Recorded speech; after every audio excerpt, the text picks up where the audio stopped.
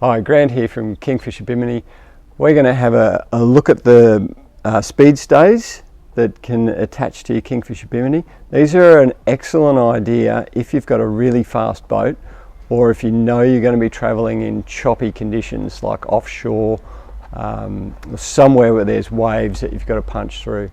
So the canopies themselves are really very stable, but these are excellent and add just a bit more stability if you're in those bad conditions. Okay, so to start with, we want the bow knuckle. We need to push it over the tube here. You want to put the nut facing outwards. And just get that over. Clip that into place.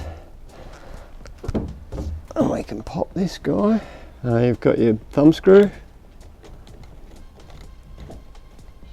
Just don't do it up too tight yet, just have it on there to start with. So as far as the positioning goes, you just don't want to have it too far back here. You want enough room so when you swing this up, because that's your position you're going to have it in when you're not using it, and we'll pop our double C clip on here. So you want it far enough forward so that this can swing up and not interfere with that. So your double C clip will push up in here.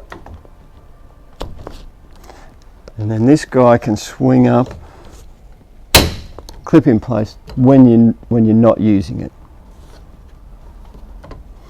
All right.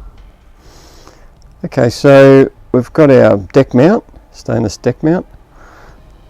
Just fit that in place, and you release this guy here. You just want to put that in a position where it's relatively vertical.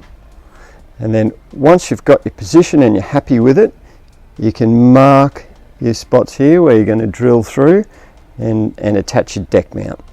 So I've pre-drilled this one. We can just fit those bolts in there. So there's the speed stay, fully installed. Remove it, simply unclip that. Pop that on there. And you can repeat that on the other side, and then you're all ready to go.